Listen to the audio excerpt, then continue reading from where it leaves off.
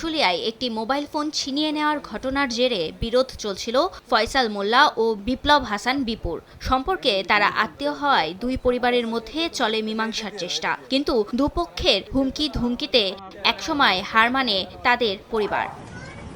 15 April ঢাকার আশুলিয়ায় ফয়সালকে প্রকাশ্যে কুপিয়ে হত্যা করা হয়। এ ঘটনায় বাদী হয়ে মামলা করেন নিহতের বাবা। এরপর মামলাটি অধিগ্রহণ করে তদন্তে নামে পিবিআই। গত 19 ও 20 এপ্রিল ফরিদপুরের বোয়ালমারী থেকে গ্রেফতার করা হয় বিপ্লব হাসান বিপুকে। প্রাথমিক জিজ্ঞাসাবাদে জানা যায় দীর্ঘদিনের বিরোধ ও ক্ষোভের জোরেই হত্যা করা হয় ফয়সালকে। ঘটনাস্থলে হাজির হয়ে সে অটো থেকে নেমে অতর্কিতভাবে একটা রড দিয়ে এই যে মৃত ব্যক্তি ফয়সাল মোল্লাকে এলোপাথারি মারতে থাকে।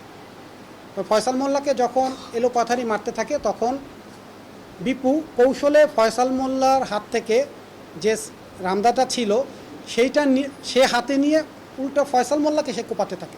আসামির জবানবন্দির পর হত্যায় ব্যবহৃত অস্ত্র উদ্ধার করতে সক্ষম হয়েছে সংস্থাটি।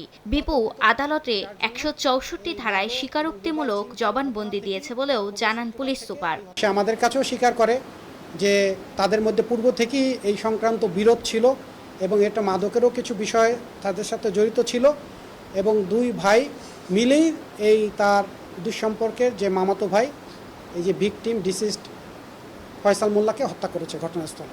হত্যাকাণ্ডে জড়িত অন্য আসামিদের গ্রেফতারে অভিযান চলমান আছে বলেও জানিয়েছে পিবিআই।